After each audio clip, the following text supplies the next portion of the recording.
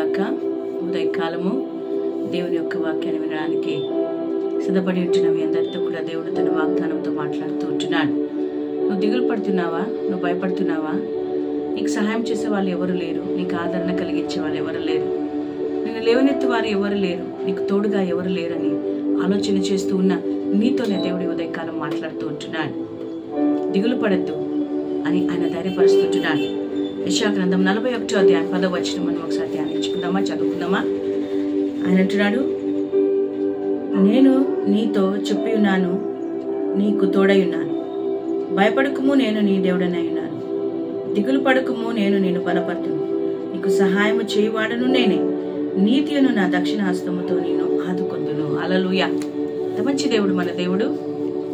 ఈరోజు ఈ ఉదయకాలం మన నీకు భరోసానిస్తుంటున్నాడు, నీకు ఆదరణ కలిగిస్తుంటున్నాడు.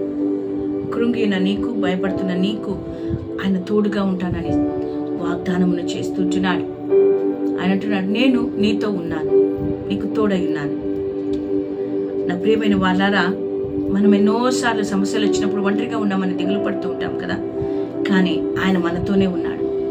యేసయ్య ఆయన అంటున్నాడు కదా, ఇదిగో సదాకాలము నేను మీతో కూడా ఉంటాను, నేను మిమ్మల్ని విడువను, మిమ్మల్ని అనాథలుగా వదలను, నేను మీ యొద్దకు వస్తాను, పరిశుద్ధాత్మ దేవుడిగా నేను మీలో ఉంటాను అని ఆయన మాట ఇచ్చాడు కదా. కీర్తనల గ్రంథం 139వ అధ్యాయం 7 నుంచి 12 వచనాల వరకు మనం చూసినట్లయితే దావీదు భక్తుడు అంటాడు, ఆయన అంటాడు, నీ ఆత్మీయత నుండి నేను ఎక్కడికి పోగలను, నీ సన్నిధి నుండి నేను ఎక్కడికి పోగలను. నేను ఆకాశమునకెక్కిన నువ్వు అక్కడ ఉన్నావు, నేను పాతాళంలో పండుకొన నువ్వు అక్కడను ఉన్నావు.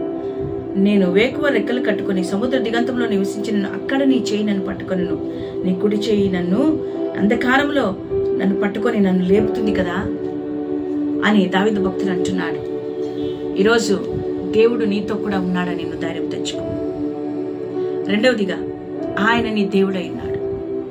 ఆకాశం ఎందు కానీ, భూమి ఎందు కానీ, భూమి కింద నీళ్ళు ఎందు కానీ ఏ నామము ఎరుపము లేదు, అన్ని నామముల కన్నా పైనామమైన యేసు నామముగా ఆయన నీ దేవుడై ఉంటున్నాడు. నీవు నీ దృష్టిని ఆయన మీద ఉంచు. చుట్టూ ఉన్న సమస్యలను చూడద్దు. ఈ వాగ్దానం ఇశ్రాయేలు ప్రజలకే, కానీ యేసు రక్తంతో కడగబడిన మనందరికీ కూడా ఇది వర్తిస్తుంది.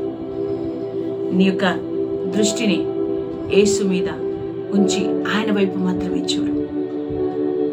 నీ దృష్టిని యేసు వైపు మళ్లించు. నీ ఫోకస్ యేసు మీద ఉండాలి. హల్లెలూయా. ఆయన నీ దేవుడని, ఆయన సమస్తాన్ని తన ఆధీనంలో ఉంచుకున్నాడని, ఆయన సమస్తాన్ని చేయగలడని నువ్వు విశ్వాసం ఉంచి ఆయన వైపు చూడు. హల్లెలూయా. ఓ రాబాలా శాందారాబా. ప్రతిదీ ఆయన చూస్తూ ఉన్నాడు, ప్రతిదీ ఆయన చేయగలడు, ప్రతి దాన్ని ఆయన సమస్తమును సరిచేసి బాగు చేయగలిగిన దేవుడని నువ్వు ఆయన వైపు దృష్టించి చూడు. ఆయన నిన్ను బలపరుస్తానంటున్నాడు. నీవు బలహీనుడువా, బలము లేని దానవా, కృంగి ఉన్నావా, ఏమి చేయలేకపోతుంటున్నావా? ఇదిగో బలపరిచి నిన్ను ధైర్యపరచబోతుంటున్నాడు ఉదయకాలమున. ఎందుకు తెలుసా నిన్ను బలపరచడం? నీకు పోరాటం ఉంది. ఆ పోరాటంలో నువ్వు పోరాడి జయించాలి కాబట్టి నీకు బలమునిచ్చి నీకు ధైర్యమునిచ్చి ఆయన నడపబోతుంటున్నాడు. ఓ హోరాలా శాందారావా. పరిశుద్ధాత్మ దేవుని యొక్క సన్నిధిలో నిన్ను బలపరిచి యుద్ధమునకు ఆయన సిద్ధపరుస్తున్నాడు. ఈరోజు ఏ పోరాటం అయితే నువ్వు పోరాడాలో ఆ పోరాటాన్ని జయించడానికి దేవుడు నేను బలపరచబోతుంటున్నాడు. నీకు సహాయం చేస్తాడు. నిన్ను ఒంటరిగా వదలలేదు కదా, నీ దేవుడై ఉన్నాడు, నిన్ను బలపరుస్తాడు, నీకు సహాయం చేస్తాడు. ఆయన యుద్ధ భూమిలోకి నిన్ను ఒంటరిగా పంపడు, ఆయన నీకు తోడుగా ఉంటాడు. ఆయన దావీదుకు తోడై ఉండలేదా యుద్ధ భూమిలో? సింహాల బోనులో దానియేలుకు తోడుగా లేడా? అగ్నిగుండములో షద్రక్ మెషక్ అబేద్నెగోలకు తోడుగా లేడా? యోసేపుకు తోడుగా లేడా? సహాయం చేయలేదా? చేశాడు కదా. ఈ ఉదయకాలమున ఆయన ప్రతి విధమైన శోధనను, పరీక్షను, యుద్ధాన్ని ఎదుర్కోవడానికి నీకు ధైర్యమునిచ్చి నీకు సహాయము చేసి నిన్ను నడిపిస్తాడు. హల్లెలూయా. అంత మాత్రమే కాకుండా నీతి అనే తన దక్షిణ హస్తముతో నిన్ను లేవనెత్తుతాడు. నువ్వు పడిపోకుండా, కృంగిపోకుండా నీకు అండగా, ఆదరణగా ఆయన ఉండి నిన్ను లేవనెత్తుతాడు. అంత మంచి దేవుడు మన దేవుడు. ఆయన నీతో ఉన్నాడు, నీ పక్కన ఉన్నాడు. ఆయన నీ దేవుడై ఉన్నాడు. పరిస్థితుల్ని చూసి దిగులు పడి భయపడద్దు, కానీ దేవుని వాక్యానికి లోబడి దేవుడు ఏమైనాడో తెలుసుకో. ఆయన నిన్ను బలపరుస్తాడు, నిన్ను ధైర్యపరిచి నిన్ను బలవంతునిగా చేస్తాడు. ఆయన దైవీకమైన సహాయాన్ని మనకు అందిస్తాడు. నీతి అనే దక్షిణాస్తముతో నిన్ను నన్ను లేవనెత్తుతాడు. ఇంతకంటే మనకేం కావాలి? ఇంతకంటే దేవుని దగ్గర నుంచి మనం ఏం కోరుకోగలుగుతాం? ఎవరూ చేయలేని, ఎవరూ చూపలేని ఆదరణ, సహాయమును, బలమును ఆయన మనకు అనుగ్రహించి మనల్ని నడిపిస్తాడని వాగ్దానం చేసి ఉంటున్నాడు కదా.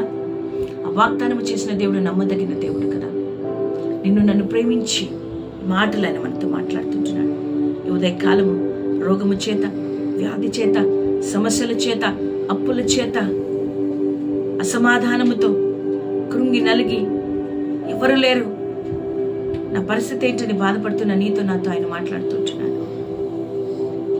ధైర్యమునిస్తున్నాడు, ఆదరిస్తున్నాడు, ఓదారుస్తున్నాడు, బలపరుస్తున్నాడు, లేవనెత్తుతున్నాడు, సహాయం చేయడానికి సిద్ధంగా ఉంటున్నాడు. మన దృష్టిని ఆయన వైపు చూద్దామా? అడుగుదామా? అయ్యా, నాకెవ్వరు లేరు అనుకున్నాను, నువ్వు నా దేవుడవై ఉన్నావు, నాతో ఉన్నావు, నాకు తోడుగా ఉన్నావు. ప్రభువా, నాకు సహాయం చేస్తానంటున్నావు, నన్ను లేవనెత్తుతానని వాగ్దానం చేసావయ్యా. నువ్వు నమ్మదగిన దేవుడవు తండ్రి. నీ వైపు నేను చూస్తుంటున్నానయ్యా. ఈరోజు నాకు కావలసినవన్నీ కూడా నాకు సమకూర్చి వాగ్దానమును నా జీవితంలో నెరవేర్చి ప్రభువా. తండ్రి, నన్ను ఒంటరిగా వదలద్దు, నన్ను పట్టుకో ప్రభువా. నన్ను బలపరిచి, ధైర్యపరిచి నీ సన్నిధి నుండి నేను ఎక్కడికి పోగలను ప్రభువా? నీ ఆత్మ నేను ఎక్కడికి పోగలను? ఎక్కడికి పోలేను, అన్ని స్థలాల్లో ఉన్నా అని నాకు మరొకసారి భరోసానిచ్చినందుకు నీకు వందనాలు. Thank you Jesus. పరిశుద్ధాత్మ దేవుడా, మీకు స్తోత్రాలు చెల్లిస్తుంటున్నాను. కృపతో నింపు ప్రభువా. వాగ్దానములో ధైర్యమును పొందుకొని భాగ్యాన్ని నాకు దయచేయని ఆయన వైపు చూస్తూ అడుగుదామా? దేవుడు నీకు తోడై ఉన్నాడు, ధైర్యం తెచ్చుకో. దేవుడు నిన్ను బలపరుస్తాడు, సహాయం చేసి దీవిస్తాడు. Thank you Holy Spirit of God. దేవుడి మాటలు మన వెనుకల్లో దీవించును గాక. ఆమేన్. God bless you.